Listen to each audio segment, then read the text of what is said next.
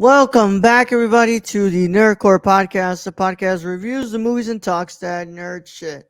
This is episode 675, and it is your review of Jonathan Glazer's The Zone of Interest. As always, it is the Nerd Economy Hero host show alongside my wonderful co-host, Brad Young Yoda. What's up, everybody? Welcome to a wonderful Monday night where the time is right. And the feeling, well, Yeah, I don't know about that. for this movie, I don't know about that movie. yeah. Nerd Economy with a mustache, though. Yeah. This is the most this has ever grown, Brad. I don't think I'm gonna shave it. I think I'm gonna let it keep going from That's here. the thing, though, is you shave it and then you let it grow and shave it and let it grow and it grows thicker. Yeah. Yeah, that's I don't know. how I it feel works. like if I shave it, it's never gonna grow like this again. Well, leave it and see what happens. You know? Yeah. I'll give it another weekish. Yeah. Yeah. See what happens. Yeah. But hope everyone's having a great day. I hope that y'all are doing great. I hope that y'all are watching some great films, man. But as always, we're here to discuss Jonathan Glazer's Zone of Interest. But before we can get into any of that, Brad, what's up? How you doing, man? I am doing okay, Roll. It was a day at work, that's for sure. So Yeah, man. At least you got one of those. winning, got paid. Yeah. Yeah, that was some shit. Yeah. I went ahead and went to go do some stuff and then I streamed. Yeah. How'd your stream go? How did stream go? It went all right. Were you streaming Warzone? Yeah. Okay. So that can already tell you what it means. Yeah. Yeah. But I had a good time, I guess. At one point I was like, I think I'm gonna get off this and I'm gonna play what's it called, Death Stranding. But no. But I will say Fallout 3. Fallout 3 replaying that is pretty good. I've been having fun with that. At least this weekend. I'll probably never touch it again, but it was fun when I played it. Yeah. Well, nonetheless, what's it called? I hope what's it called? You had a good day, man. Yeah, it wasn't bad. Saw my parents this evening. They actually they're getting rid of their. Well, actually, they have an old Prius with like 220,000 miles on it that just sits in their driveway. So they were like, "Do you want to drive it?" Because my truck gets horrible gas mileage. Yeah. So I'm like, "Okay, I'll drive it, sure." And so that's what they were doing. They brought the Prius up. So instead of paying $75 a week for gas, I'll probably pay $23 every 2 weeks. So, hey. Hey. Hey. I'll take the ugly car. Fuck it, why not? Yeah. Why not? Save yourself some money there, bro. Yeah, and for $220,000, I don't really have to worry about it. I'll just drive it till the damn thing drops dead. Yep, for sure. But yeah, man, I'm kind of just going here looking for a new job and all that stuff, man. I wish you good luck, Roll. So yeah. But I do have so I stream today and then tomorrow I'm doing a different type of stream. I'm doing my releases live stream for the month, so I'm gonna work on that tomorrow.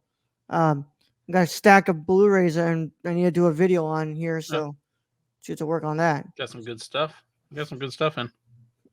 Yep, this is what I want to watch already. I want to sit down and watch this.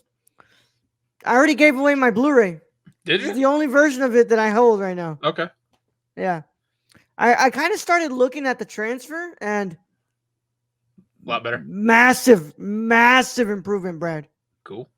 Not now, this is just on how I was listening to it on my computer, right? But I don't know if the sound was a big improvement, but at least visually looks really different, really good. But some stuff you're able to fix and other stuff I don't know, like sound mixing. Yeah. I guess you could if you tried hard enough, but yeah, maybe they were like, well, also knowing the history of like Tarkovsky's films and just how hard it was for him to like sometimes get his stuff made and you know Yeah. catch Yeah. It, it, you know. We yeah. might be using like an interpositive in there or something like that. Yeah. We've already gone through the multiple films where he basically screwed over the Russian government. Yeah, Hilarious. mm, yeah, yeah. But nonetheless, I I hope you all are doing well, and let's go ahead and do this, Brad, because I'm pretty sure we're gonna have ourselves a quite the discussion with this film. Oh yeah. Oh Yeah, yeah. Don't you know? yeah, yes, sir. Yes, sir. So, without further ado, Brad, you I got the if banner. I yep, remember we the got banner. the banner. Awesome. So, if you have not watched the Zone of Interest, you should probably get out of here if you care about spoilers. But if you don't care about spoilers, or you've already seen the film, go ahead and stay. Either way, here it goes. This is your one and only spoiler warnings. And in fact, in a five, four, three, two, one. Today's episode of the Nerd Court is brought to you by SeatGeek. Whether you want to see your favorite band, sports team, or comedian, SeatGeek has you covered. We're proud to be partnering with SeatGeek to offer you $10 off your first order with code TheNerdCore. That's $10 off your first order at SeatGeek.com with code THENERDCORPS. So take a seat at your next live event with SeatGeek. Thank you. Now let's get back to today's video. Zone of Interest is a 2023 historical drama film written and directed by Jonathan Glazer, co-produced among the United Kingdom, the United States, and Poland, loosely based on the 2014 novel by Martin Amis. The film focuses on the life of Auschwitz Commandant Rudolf Hoss and his wife Hedwig, who live with their family in a home in the Zone of Interest, next to the concentration camp. Christian Freidel stars as Rudolf Hoss, alongside Sandra Hüller as Hedwig Voss. Development of the film began in 2014 around the publication of the Amos novel, which is itself based partially on real events. Glazer opted to tell the story of the Husses rather than the characters they inspired and conducted extensive research into the family as he sought to make a film that demystifies the perpetrators of the Holocaust as mythologically evil. The project was formally announced in 2019 with A24 confirmed to distribute the film. Filming took place primarily around Auschwitz in summer 2021. The Zone of Interest premiered at the 76th Cannes Film Festival on May 19, 2023, and was theatrically released in the United States on December 15, 2023.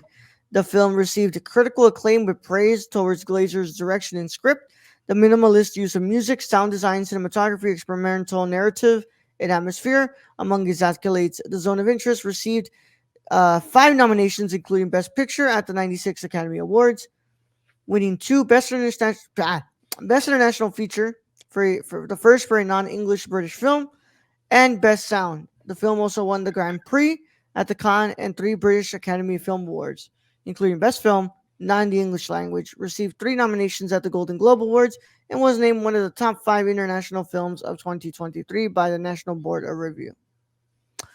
And of course, it stars. Cinematography is done by Lucas Zal, who is the also the one who did Ida and Cold War. He works mostly with what's his name uh, Pavel Podgorski, and edited by Paul Watts, and the music is done by Micah Levy, who goes by the stage name of Mikachu. Great stage. Such serious stuff we keep reading about, and then his fucking stage Mikachu. name is Mikachu. Mikachu. Yeah. The film sits at an hour and 45 minutes, and it made at the box office $44.2 million. Not sure about budget though, but This film was not made that was for a big box office. $44.2 million. this couldn't That's be pretty made for hefty. more than 10 mil. I'll tell you that right now. There was no way this was not made for more than 10 mil. Yeah. I have to think it's like around $9 to $10 million that they spent on this film. But yeah. So Brad, I chose this film because of course it was one that I was really interested in kind of revisiting from last year that I watched it. But nonetheless, it was finally available on Max, and this is the winner of the Best International Film at this year's Academy Awards, and I wanted you to watch it because I thought it was a really interesting film to pair up. Uh, I have to say, when I first watched this film, I liked it a lot. I liked it. I damn near love it. I think that the theatrical experience that I had with it was just not up to par with what everybody else was having, and it caused me to kind of feel a little indifferent to the film. Whereas the second time around that I finally got to watch it sitting down here by myself, I got to listen to the noise with out coming out of my iPad, and I got to what's it called watch it clearly. I could actually read the subtitles correctly. I have to say that this movie is masterful. It is incredibly filmed, incredibly performed, but there is something about the subtext and what Jonathan Glazer is doing with his direction that is just really, really interesting, and it's hard to not get lost inside of this movie. But Brad, what are your initial thoughts? My initial thoughts on this movie is I'm actually kind of in agreement with Rolf. People can believe that. This movie is unnerving from the opening black screen to the end. That is what this movie is. It held my attention. It kept me tense. I don't know. There are very few films that I've had this much just tension on me, and you don't see really any violence. You see nothing. The problem with that is you hear it, you know it's there. If you know the history of it, it's worse. And I mean, some of the mundane stuff that happens from somebody spreading ashes on flower pots, you know where those ashes came Yeah. from. And that's what makes this such a masterful movie is that they make all these mundane subjects. And that's where I think this mythologically evil, where he takes that away, it's just pure evil. It's just because the mundane stuff that like we do daily, they did to murder millions of people. And The that was what encompasses this film and what makes this film so crazy. And then you add on top of that the cinematography, the sound design, which I mean, crazy good. and then shooting straight up in Auschwitz. Yeah. Like if that doesn't like raise the hairs in the back of your head, your neck, on your neck. And they make no like question that's Auschwitz. Like they cut to it into the future at the end of this film, where the cleaning ladies are cleaning, the museum, and that's even unnerving. I mean they showed the amount of shoes in that one shot, and I was just I mean it's it ties knots in your stomach. That's what this movie does. It's almost sort of like a trance in a way. Like it doesn't feel like what's it called?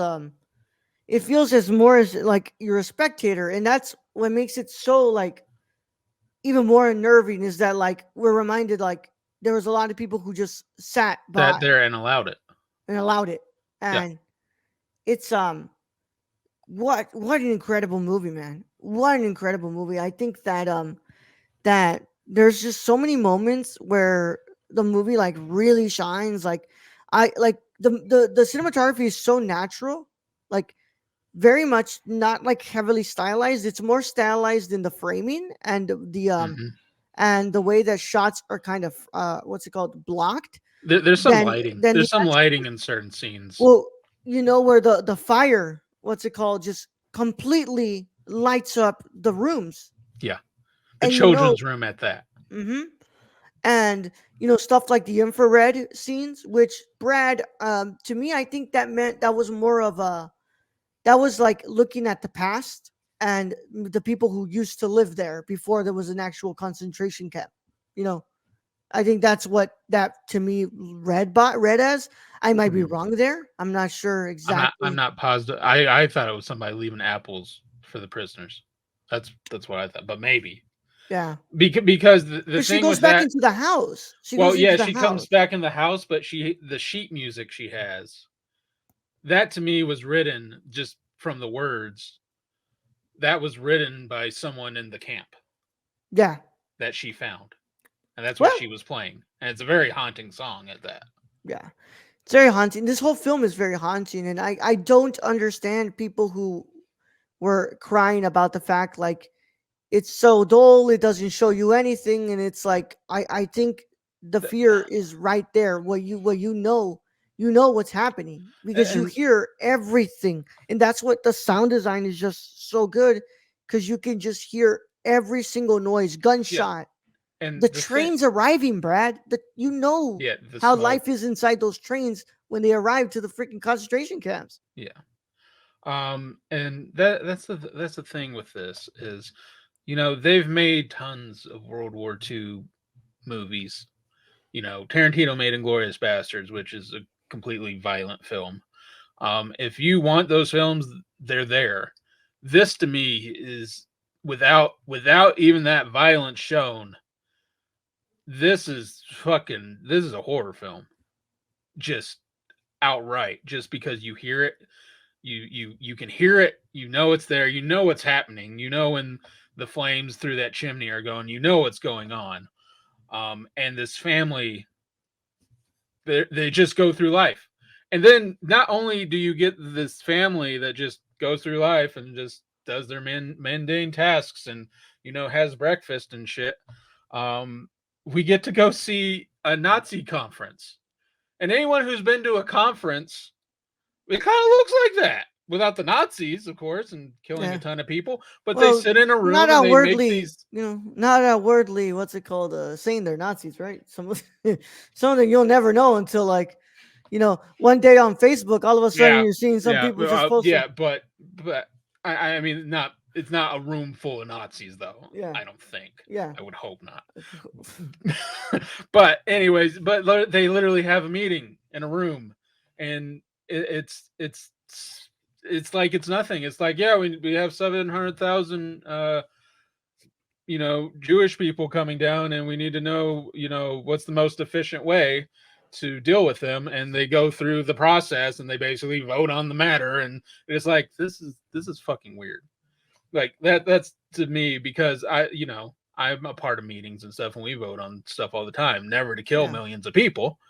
yeah, But that's how these tasks are taken, and that's how this movie is taken. It's these people, they're going through and they're doing the exact same thing like we kind of do in life, but it leads to a genocide. yeah. And I think a massive problem that people had, which I don't understand, is what when people were saying like, well, why do you have to base it from the perspective of the evil people?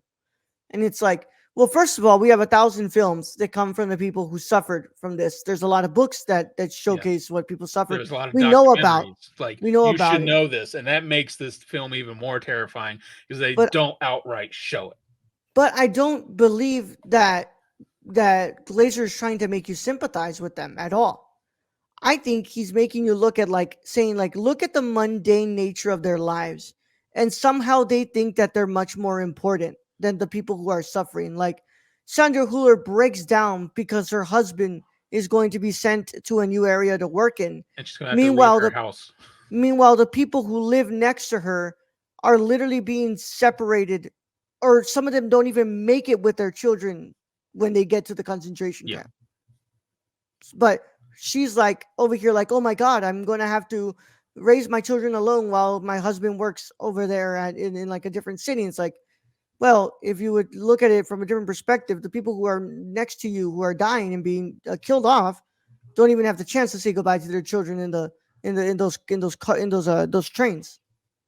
also from the one scene that just kind of burned in my memory from this is when they're talking about the rebuilding the chambers in a certain way. Yeah, And you basically, that's an engineer in there. And so from my take, I'm sitting there and they're looking at plans and they're like, yeah, this is how it works and this is the flow and it makes it more efficient. And it's like, I've gone through plans like that with consultants. Not like yeah, that, like for that matter, but for like bridges and stuff. And it's just to me just fucking fascinating just how yeah, the German people thought nothing of it. Yeah, we're business as usual. We're just killing millions of people. yeah, That to me is what makes this movie just crazy. yeah, It's because you don't get that full visual of the violence, but you get the sounds, you get it off in the distance, and that's kind of how these people are living. It's like, oh, it's not happening to me. It's over Yeah. there. Yeah. I mean, just the what's it, and there's people who like just couldn't take it anymore, like the mother-in-law, right? And Yeah. she's like, she leaves, and And it's you know like, what was in that letter? It's like, yeah, I'm sorry, but I do not know how you can yeah, live like this. yeah. Sandra Hüller is incredible in her performance. She absolutely makes me hate her guts, and Oh, we talked about this. The scene um at the breakfast table. yeah, Actually, there that scene at the breakfast table where she tells her I don't know, maid, what like, I don't know, whipping girl at that point, basically, yeah, um that she could have her husband could have her ashes scattered on some field, and it's just like, that's when you would have got stabbed. I don't care. mm, mm, yeah, That's when revolt happens. yeah, That's the let them eat cake moment. But yeah, I mean, Sandra Huller plays a massive absolute there's a c word for it, but I'm just going to say ass throughout this movie, who you wish harm would come to. yeah. And I like I don't also don't agree with this idea of like nothing happens in this movie. Like a No, lot is happening in this movie. It's just it looks like nothing because these people are not like they're these. going their day by day. They're They're going doing. day by day. They're not like in the grand scheme of the world. The what's it called? Haas's problems are nowhere near being important. They're not important. He's just going to work. He's going to work. That's what this. But the The work people that he's next doing to is him, genocide. the people And living next to him who are dying and are being starved and are being overworked, those are the people who matter, and they yeah, matter because you and you know they matter because the way that the film sound design is created, where every single moment you're able to hear them, and it's like I like I said, I think this movie is incredible. It's masterful. I think it's just it, what such and it's I don't even I hate to even call it experimental because I don't think it's experimental. I think that I want to say that. compared to his last movie that I watched from him, last movie I watched from him, Under the Skin, I think that this is far less experimental than that. I think that this just takes a much more subtle approach to what it's trying to say, even And, though the and message is clearly right in front of you. and what's even worse is this movie is beautifully made, cinematography wise. It's the colors pop, and the Beautifully edited. sound design is great. Unfortunately, because you can hear fucking everything. Yeah. And yeah, I would say, to make such a beautiful film that is covering such a horrifying existence, um, it's masterful in a way. And Yeah. to me, had this not dropped in December, had I got to see this in 2023, it probably would have been in the top 5 of my films last year. Yeah. Yeah. Yeah. But I mean, hey guys, y'all are entitled to your opinion. If you do believe that this movie is boring, I very much disagree with you. I think that I don't think you should go into a movie like this expecting to be entertained. I think that there's a different way to interact with art, and that's not the way to interact with this piece of art. I think that this is a thoughtful, Yeah, like, this movie sits with you. yeah, Like and like it's I said, I sat with the last episode of Shogun on yeah, our last review. No, this you yeah. sit with this movie for a while. Yeah. And I don't think that it's bad for us to watch films that concentrate on the side of those who are perpetrating the evil acts. I think it's important for us to interact with that, especially when the film is clearly not trying to victimize these people and they're not trying to make you sympathize with them. Well, If and anything, they're making you actually look at them and be like, "Look at these dumb fucks. They well, think they're and so important." yeah, they're really not. And Yeah. here's the thing: is, unfortunately, Nazis have been kind of romanticized when it comes to, movies or Yeah. video games, or other art backgrounds. And this movie just puts it all out there, and is like, no, they were just horrible people. They Yeah. just went by their daily tasks, and like, when just every day they just acted like you did. They went to work, they in their button up shirt, and carry their briefcase and accept their work was killing people, Yeah. Yeah. and they didn't flinch at it, and that's what's fucking wrong with this. There was no Yeah. moral compass to it. Yeah. But fantastic film. It's incredible. It's perfect, man. I love this movie. I think that this is incredible. It's sure it's something that I would show a what's it called a high school what's it called history class if I I could. mean, I mean, I'm not gonna watch this anytime soon, but Nah. again, but yeah, give me a little bit. I probably would rewatch this. Yeah. It's fantastically made. The subject matter just fucking eats at your core, though. Yeah. Yeah. And but just incredible, incredibly made, incredible film.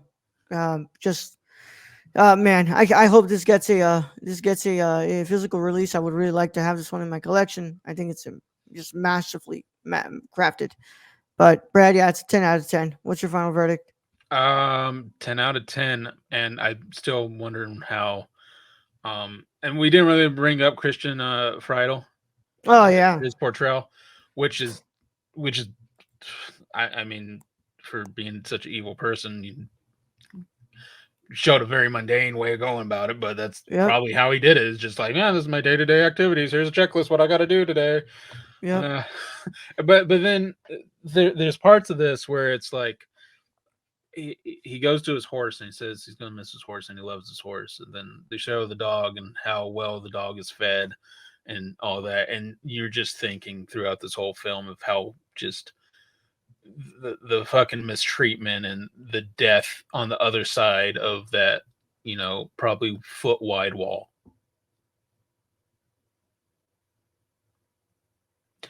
All right. I don't know where Raul went. I went ahead and I clicked my side buttons. That was not expected. But Brad, I'm sorry. Finish up what you were saying. I was just saying that they treated their animals so well in this, Yeah. and then on the other side of that foot wide wall, you have death and mistreatment of a whole fucking span of millions of people. Yeah. I hope for two things. I hope that if there is a real hell, I hope that Rudolf Hulse is burning in the deepest pits of it, and I hope that is that he knows absolutely what's it called the worst torture in his life because of what he did to the people who he commanded to hurt these other people. And two, I hope that one day I have the chance to visit the Auschwitz Birkenau State Museum. I want to see it. Because I think it's important for I think everybody should always I think everybody should have the chance to see that for once in their life because it puts a lot of things in perspective. And it's And it makes it so history doesn't repeat itself. yeah, If you kind of just keep it in the background, it tends to happen. yeah. And if you're interacting with this and thinking about putting in the what's it called the comments that you think that the Holocaust is a hoax, I hope you go fuck yourself because that's not the place for this. But And it won't yeah, be showing in our comments anyway. yeah, it It won't be won't shown. make it Yeah, there. yeah, it won't even get to be shown Because for more guess than what? We review all the comments. So yeah, yeah. But but yeah, man, it's but just like and before we get out of here, I'll just say that edit, the cut to the actual modern day museum is just that's very masterful the way they oh did that. Yeah. man, yeah. But with that said, that concludes our review of the Zone of Interest. As always, we thank you all so much for joining us. Remember, you get this episode live and ad free over on patreon.com/slash the nerd core. On Mondays, you get it live and ad free before anybody else gets to watch it on Tuesdays at 12 p.m. Central Time. As always, you can follow us on the nerdcore.com, twitter.com/slash the nerdcore underscore. Instagram is at the nerdcore I'm sorry, TikTok is at the nerdcore, patreon.com/slash nerdcore, of course. And our Discord link is in the description below. If you're watching this on YouTube, please make sure that you leave a like on the video, you subscribe to the channel, and you click on the notification bell so you don't miss another review on this channel. If you're listening to this on the audio side of things, make sure that you're following us on your favorite on your podcast platform and you're leaving us a 5-star review on that platform. As always, we thank our wonderful patrons. They make this possible. Without them, it doesn't happen. It doesn't happen. And of course, we thank all of them, but especially our wonderful producer Shane. Where can they find him, Brad? You can follow our friend Shane at twitch.tv/XSRK or on Twitter at thriftedil or go buy something from the Suppy God at PrisonCityVintage.com. Yeah. It's crazy, Brad. 1.1 million people died in Auschwitz. 960,000 of those were Jewish people. Oh my God. Yeah. That is fucking crazy. Just the sight of the shoes. Yeah. I mean, that fucking got me. Yeah. With that said, we're getting out of here, man. We'll be back on Thursday on Patreon, live and ad free for our review of Lone Star, and then that'll be available for everybody on Saturday at 12 p.m. Central Time. But for now, we're getting out of here. Brad, we'll see him on Thursday. Let's go ahead and get him out of here. All right, Raul. Thank you for being host as always. Thank you to all those who join us in future chats. Thank you to our listeners out there, our Patreon supporters. We appreciate each and every one of you. And to end this episode, I don't think I'm going to say anything funny or anything smart. I'm just going to say be kind to one another and don't look away from when mistreatment and, horrible acts happen. So, Young Yoda out.